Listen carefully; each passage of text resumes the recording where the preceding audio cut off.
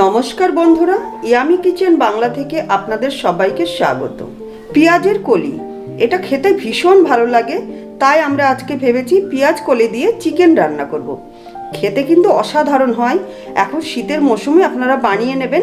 আজকে রেসিপিটা প্রথম থেকে শেষ পর্যন্ত দেখে বাড়িতে অবশ্যই বানাবেন, দেখবেন ভীষণ ভালো লাগবে। চলুন তাহলে দেখা যাক পেঁয়াজ কলি দিয়ে চিকেনটা কিভাবে বানাতে হয়। দেখুন বন্ধুরা, পেঁয়াজ কলি দিয়ে চিকেনটা রান্নার জন্য এখানে আমি চিকেন নিয়েছি 500 গ্রাম। চিকেনটাকে ভালো করে কেটে বেছে পরিষ্কার করে ধুয়ে নিয়েছি। আর এখানে নিয়েছি পেঁয়াজ কলি। পেঁয়াজ কলিগুলো দেখুন ঠিক এইভাবে কেটে নিয়েছি। প্রথমে আমি ধুয়ে ভালো করে টুকরো করে কেটে নিয়েছি। দেখুন এখানে আমি একটা মিক্সিং জার নিয়েছি। এখন পেঁয়াজ কলিগুলো পেস্ট করে নেব। মিক্সিং জারের মধ্যে ঢেলে নিচ্ছি। জল দেওয়ার দরকার নেই, এমনিতেই এর গায়ে অনেকটা জল থাকে, এমনিতেই পেস্ট হয়ে যাবে। আমি একটা বেশ স্মুথ একটা পেস্ট বানিয়ে নেব। দেখুন পেঁয়াজ কলি সুন্দর আমি একটা পেস্ট বানিয়ে নিয়েছি। দেখলেন তো পেঁয়াজ কলি কত সুন্দর একটা কালার এসছে। বন্ধুরা, এখন যে পেস্টটা বানিয়ে রেখেছি পেঁয়াজ কলির, আমি এখন চিকেনের সঙ্গে মাখিয়ে নিচ্ছি। দেখলেন তো পেঁয়াজ কলির সঙ্গে কতটা জল বেরোয়। এক্সট্রা জল দেওয়ার আর কোনোই দরকার নেই। এটা বানালে, ঠিকঠাক বানালে অসাধারণ লাগে খেতে। আপনারা একবার বানালেই বুঝতে পারবেন। এবার দিয়ে দিচ্ছি কাঁচা লঙ্কা বাটা। আমি 4-5টা কাঁচা লঙ্কা বেটে নিয়েছি, ওটা দিয়ে দিচ্ছি। আদা বাটা দিচ্ছি 1 চামচ। দিচ্ছি রসুন বাটা, বড় সাইজের একটা রসুন বেটে নিয়েছি, সেটা দিয়ে দিলাম। 1.5 চামচ মতো আমি জিরে বেটে নিয়েছি, জিরে বাটাটা দিয়ে দিলাম। আর এখানে ধনে বেটে নিয়েছি 1.5 চামচ, ধনে বাটাটাও দিয়ে দিলাম। আমি গুঁড়ো মশলা ব্যবহার করছি না, আপনারা চাইলে ব্যবহার করতে পারেন, তবে বাটা মশলার স্বাদটা বেশি হয়। এখানে আমি 2টো বড় সাইজের পেঁয়াজ কেটে নিয়েছি। এর অর্ধেকটা আমি এখন এর ভেতরে দিচ্ছি চিকেনের ভেতরে, আর অর্ধেকটা আমি বেরেস্তা বানিয়ে নেব। অর্ধেকটা দিয়ে দিলাম। এই সঙ্গে দিচ্ছি 1 চামচ মতো লবণ, বাদবাকি লবণটা আমি রান্নার সময়তেই দেব।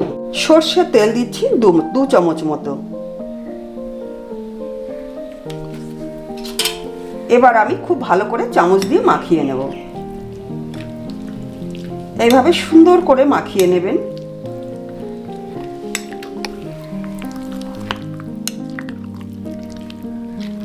সুন্দর গন্ধ বেরোচ্ছে। মশলাটা মাখানোর সময় কিন্তু সুন্দর গন্ধ বেরোয়। এখন আমি চিকেনটাকে 10 মিনিটের জন্য ঢেকে রাখবো। প্রথমে আমি একটু ভাজা মশলা করে নেব।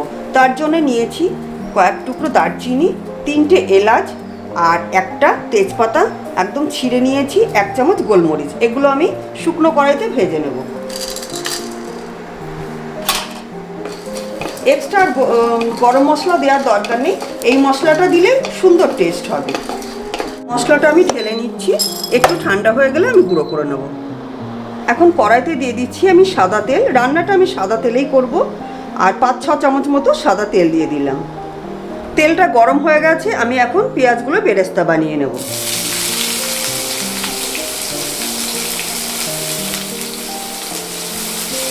দেখুন পেঁয়াজের বেরেস্তাটা কত সুন্দর হয়ে গেছে। আমি এখন তুলে নিচ্ছি।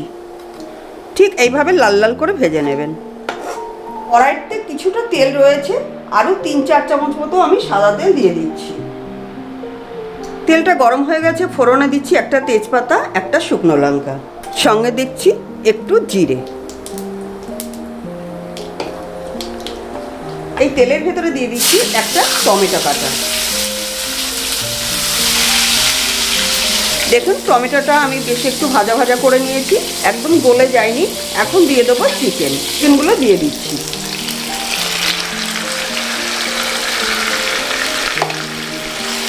এবার ভালো করে মিশিয়ে নেব।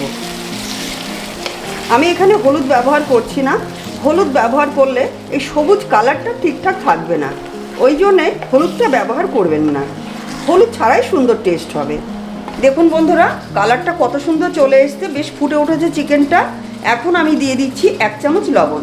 আমি ম্যারিনেট করার সময় 1 চামচ দিয়েছিলাম, আর 1 চামচ দিয়ে দিলাম। আর স্বাদ অনুসারে চিনি দিচ্ছি 1/2 চামচ। একটু চিনি দিলে সুন্দর একটা টেস্ট আসে। এবার লবণ আর চিনিটাকে ভালো করে মিশিয়ে নেব।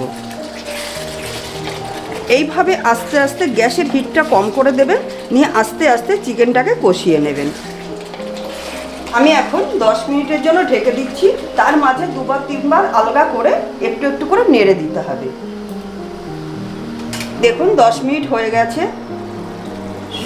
সুন্দর গন্ধও বেরিয়েছে, আর দেখুন তেলটা উপরে ভেসে উঠেছে, আর চিকেনটা মনে হচ্ছে সেদ্ধ হয়ে গেছে, সুন্দরভাবে সেদ্ধ হয়ে গেছে। এবার আমি অফ করে দিচ্ছি। গ্যাসটা অফ করার পরে ভাজা মশলাটা দেবেন, তাহলে সেন্টটা ঠিকঠাক থাকে। এরকম একটু ভাজা মশলা দিলে না খুব সুন্দর একটা চিকেনের টেস্ট আসে। মিশিয়ে নিলাম। এখন আমি বেরেস্তাটা দিয়ে দিচ্ছি। এবার বেরেস্তাটা ভালো করে মিশিয়ে নিচ্ছি, তাহলে দেখলে বুঝতে পারছেন কত সুন্দর টেস্ট হবে। দেখুন বন্ধুরা, কত সুন্দর লাগছে আমাদের চিকেনটা। এবার আমি পাত্রটায় তুলে নিচ্ছি। দেখুন একদম এইভাবে গামাখা করে রান্না করতে হবে, আর এতটুকু জল কিন্তু লাগেনি, আমি জল ছাড়াই এইভাবেই রান্না করেছি, সুন্দরভাবে সেদ্ধ হয়ে গেছে। তাহলে বন্ধুরা দেখলেন তো কতটা সোজা রান্না। এখন পেঁয়াজকলি যথেষ্ট পরিমাণে পাওয়া যাচ্ছে, আপনারা নিয়ে আসবেন, নিয়ে এসে ঠিক এইভাবেই রান্নাটা করে নেবেন।